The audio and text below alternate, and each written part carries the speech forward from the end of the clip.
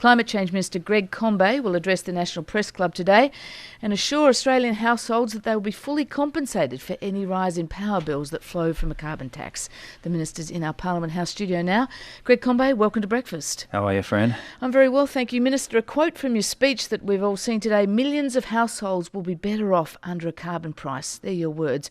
What exactly are you promising? Well, we've made a couple of things clear already. One is it's always important to recognise that the carbon price is a price that's paid by the companies that are large polluters in our economy, and what we've been making clear is that the revenue raised from the payment of that carbon price would be used to assist households to support jobs in the most affected industries and to encourage a transition to low emissions and cleaner energy technologies.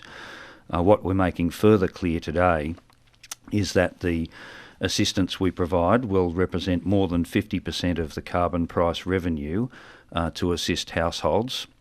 We are expecting that millions of households will be better off under the carbon price and that the assistance will be permanent. And those are important further parameters, I think, to give people comfort that there's going to be substantial assistance, or the Prime Minister's described it as generous assistance, to help households. Okay, let's just go through some of those things that you say. An absolute guarantee that more than 50% raised by the carbon tax will go to households, but 50% of what? I mean, that doesn't really help people know what they're going to get, does it? Well, we're obviously doing the further detailed work on the modelling and the costing and the assistance that will be provided, but these are further important parameters identifying what our intentions are, and with this household assistance that would represent more than 50% of the revenue from the payment of the carbon price by the large polluters. Of course, as a Labor government, we're going to make sure that assistance for pensioners, low-income households and middle-income households will be a priority in the way in which we designed this household assistance package and the overall carbon price design. And in terms of making it permanent, that's your other promise. How are you going to assure that? Will that be legislated, that this assistance will be permanent? Yeah, the whole of the package will be legislated, but there has been an effort made by Tony Abbott to suggest that somehow or other, we won't be providing permanent assistance to households.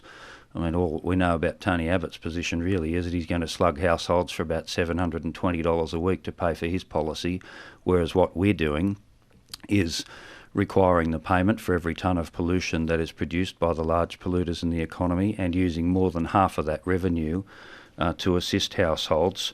And in these circumstances, millions of households will be better off. So we're making that clear, and that the changes that we implement to bring in that assistance will be providing permanent assistance. Let's try and put some numbers around this, because we do know a few things, even though we don't know the carbon price you're going to use yet, and therefore we can't exactly work out the impact. But Treasury has said that if the carbon price was $30, I think it was, that would add about $860 a year to the cost of living for an average household. So if millions of households are going to be better off under your compensation, that means your compensation will total at least or more than $860 a year on average. Is that right? Well, there are a few suppositions there about the Well, we have to suppose, because we don't have the details. Well, the details will come, of course, and we'll make all of that available to people to properly consider. But, of course, that's assuming a particular carbon price scenario. We haven't yet settled and, of course, announced what the starting carbon price will be.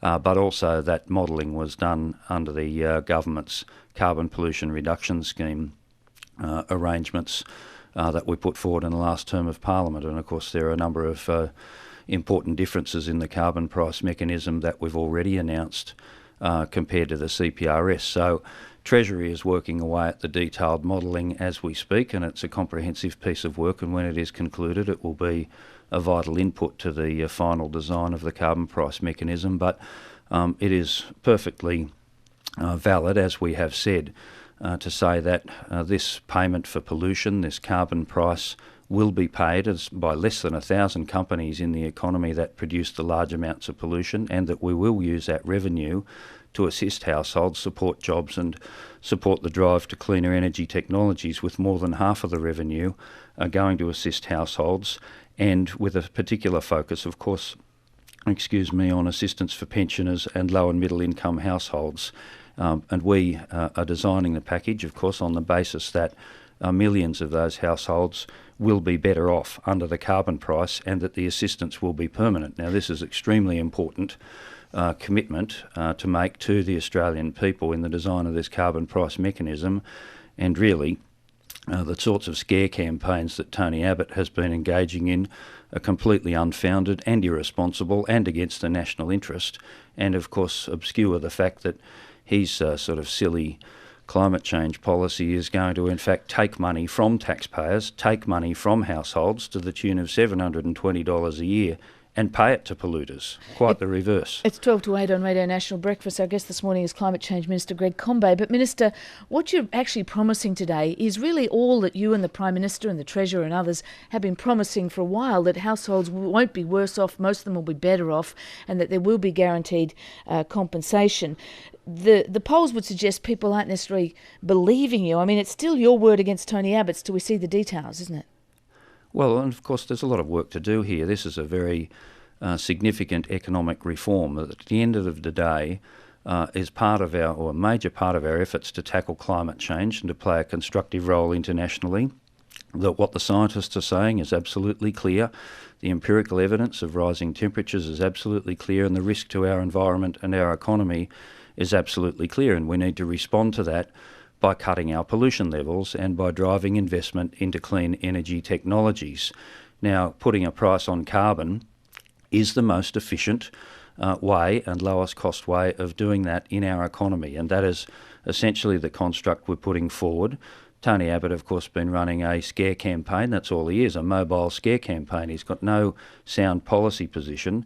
So it's very important that the government is making these further commitments today, that of all the revenue that is raised, more than half of it will go towards assisting households, with a particular priority on helping pensioners and low and middle income households. It's actually hard. And making the observation that millions of households will be better off. Minister, it's hard to know for an individual householder to make to check that equation and that promise is true, isn't it? Because once the price is there, the price of goods and services in all different ways and sectors will go up, and it's hard to sort of add up where that happens. But if you just look at the electricity bill itself, that's going to go up. We know that by several $100s a year probably. Will there be a rebate to that bill so people can see, oh yes, my power bill's gone up that much and the government's giving me that much? Well, we haven't settled the final mechanism for delivering this household assistance, but the most efficient way of doing so is through the tax and transfer system, and of course we're working on the detailed delivery mechanisms at the moment. But these are very important commitments. If I can just repeat them again, that more than half of the revenue will go towards assisting households is an important commitment for the government to make.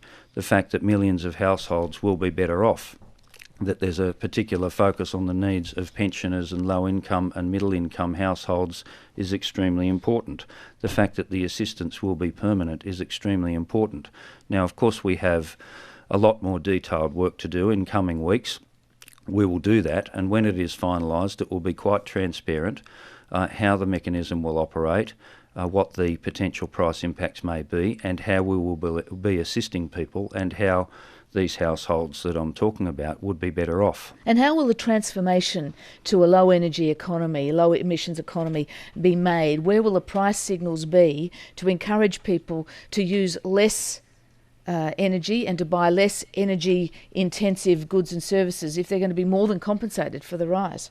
Well, for a start, the principal incentive here to reduce pollution, of course, is at an industrial level, if I could describe it that way. The carbon price is paid first and foremost and directly by the entities that are large polluting entities in our economy. There's less than 1,000 companies that would incur a direct liability for the payment of a carbon price for every tonne of pollution that they emit. That is where the principal incentive rests, of course, to bring about change, and that is especially important in areas like the electricity generating sector, and it will lead to cuts in pollution. It will lead to more investment in cleaner energy sources like natural gas, wind and solar power and the like.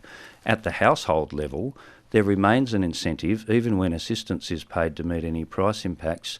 Of course, energy efficiency improvements can still be made at the household level, and the assistance the government is providing can be taken as cash, in fact, to purchase other household needs, or in fact to use that to invest in energy efficiency methods and to make savings on your electricity bills. Okay. The incentive is there nonetheless, and it's also important to bear in mind that electricity prices, of course, have been going up significantly in recent years. They're forecast to continue to go up with or without a carbon price. What the government is offering is support with the introduction of a carbon price. What the coalition is offering is absolutely nothing, but taking more money off people and paying it to polluters. Minister, we'll leave it there. Thank you very much for joining us on Breakfast. Thanks a lot, friend. Bye-bye. Climate Change Minister Greg Combet giving this address, this speech in the National Press Club later today. You're listening to Radio National Breakfast. It's 7 minutes to 8.